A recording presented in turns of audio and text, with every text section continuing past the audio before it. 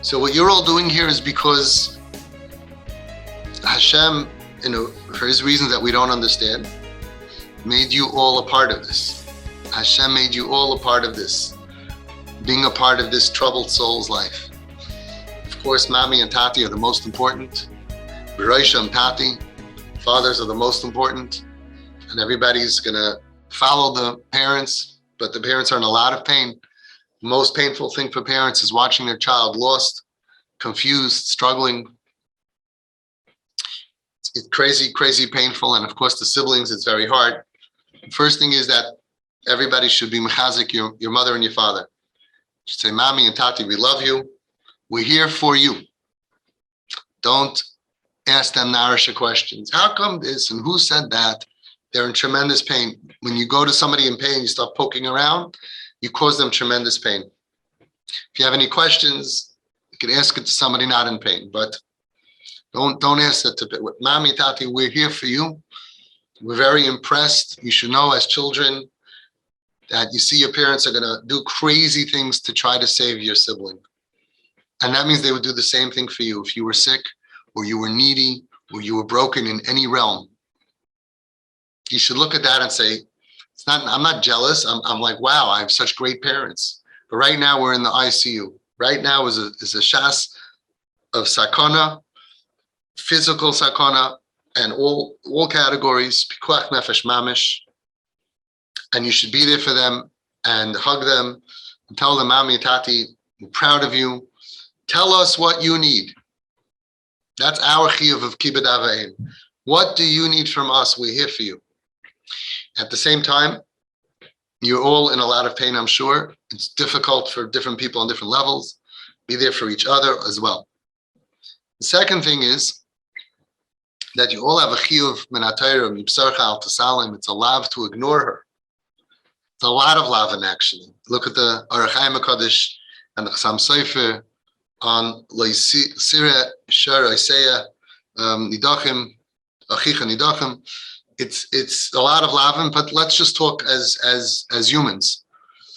That we have a sibling that is struggling with very big issues, and the more people that are in her life, the more love that she gets, the more I miss you, the more showing her self-worth that the people like me. I'm likable in spite of whatever she does. If it's a tattoo, if it's an aveira, if it's not sneeze, doesn't matter. The sicker the person is, the more love they need, the more connection they need to get her out of this alive and to see better days. Everybody has to have rachmanis and reach out and think about what's my connection to this person and to raise it. By next year, Rosh Hashanah, we should be in a much better place. If your connection is 60, move it to 80, 90. If your connection is 10, move it to 30. Build a connection. How? I can't advise you. Put it every day on your calendar, every morning. Think of a way to get close. Think of a way to become close to this neshama. And you will succeed. If you care about it, you will succeed. This is the focus of our life right now, because if this person has 5, 10, 15, 20 different people, a joke, a compliment, come here, come there, how's it going, keeping them busy, it could save Be'ezus Hashem from suicide, from drug overdose. It could save from a lot of terrible stuff, carrying her through very, very, very dark, difficult days, and hopefully to much better places. And it'll make us better people also. But I'm here to be my dear everybody, just a wake-up call. We have to start now. I'm sure many of you are doing it. Maybe all of you are doing it. I don't know. I'm not judging anybody. We have to stay focused and put it in your calendar every single day. And without making her look like a Nebuch case. It has to be done very smart. Exactly how is hard to say. I'll just say a quick story. I had over here a Satmar, a family. A girl went off the derech, changed her entire life. And she looked like a goy mamish and living in a basement somewhere. And they came over here to my room. I don't know if you can see the whole thing. Just a close family, a close small Satmar family filled up all the chairs between the kids and the son-in-laws and brother-in-law, the grandparent. And they came with their Rav. And they said, okay, how we have no shaykhs there. How are we going to all create? I said, I don't know. I just know if you want it, it'll happen. So one of them that was a little bit close to her called her and said, tomorrow I'm going to be, not tomorrow, 2 days later, I'm going to be in your area where you're living. How about we go out to lunch? She never asked her before, but she was close enough. She said, okay. The next day, another sister that wasn't close enough to make that invitation, but close, called her and said, by the way, I heard you going out with, can I come? Do you mind if I come? So she couldn't have, but okay. And the third sister just surprised them. When she got there, she said, oh, I heard that they're coming. I came with you. And 20 minutes into the meal, their husbands, 3 husbands, took off work and came for lunch. 3 Satmar guys who are in the middle of work, who don't take off work and who don't go to restaurants and who don't sit with their wives and all of that stuff. They changed everything.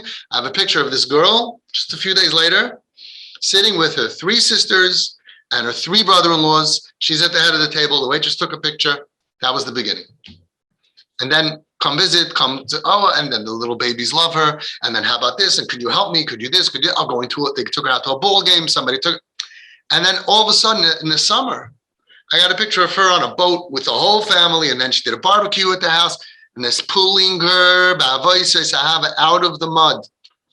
A kid who was never in so much pain and so far away that she wouldn't walk outside with her parents, even her mother, because she thought maybe somebody's going to realize my mother's wearing a sheitel, she's Jewish, and then they'll realize I'm a Jew. She couldn't walk in the street in Manhattan with her mother. Forget about her father. Now she walks with her mother, she walks with her father, she walks with her sisters and the brother. Whole different ball game. It's a few years. We have a long way to go. Pulling her out, changing her mind through the power of influence, not advice, not how come, why don't you, none of that. So that's why really you're all here, that everybody has to be mechazik the parents and each other. And everybody, number 2, has to focus. She's within your reach. You can create a relationship with her. Do so. How? Hashem will give you siyata d'shmaya if you really want it. And last but not least, it's very important that we finish the whole Sefer Tehillim every single day as a schus for her neshama. So somebody should make a WhatsApp chat with everybody and coordinate. Everybody should say Tehillim. Mami will say a little bit more. Tati could say a little bit more, but you have enough people. Say 5, 10 kapitluch a day. We'll ask the Rav to, you have such a chashav Rav, we'll ask the Rav to say the last kapitel, cherry on top. It's a small one anyway. And while you're saying the Tehillim, you're begging Hashem, please save her. And you're begging Hashem, please help me be a chelik of this. You're begging Hashem, please help me get closer to her. Please help me have siyata d'shmaya to put a smile on her face. It's the best investment you'll ever make. It says that after somebody comes back to tshuva, every mitzvah they do, every person who helped them along the way gets a commission. They keep Shabbos, you get a commission. Be'ezus Hashem, besides for just doing it to help a yid and just to be there for someone in so much pain and sorrows. Besides for the Zohar HaKadosh that says that the schar is more than anything else you can do in Torah mitzvahs, masim tovim. Besides for everything, we also, Be'ezus Hashem, one day they do mitzvahs, they come back and every mitzvah you get a commission. It's the best investment you'll ever make. But in order to do that, in order to build, if you have any judgment in your system, it's going to be a wall. You have to remove judgment from yourself. And that's the avoida of not looking down on other people. And then that's chus, mitzvah Hashem. And that's chus, we're going to see a big Yeshua over here. And you should all see a lot of Yiddish Nachas from her, from yourselves, from all of your offspring. And we should share only in simchas.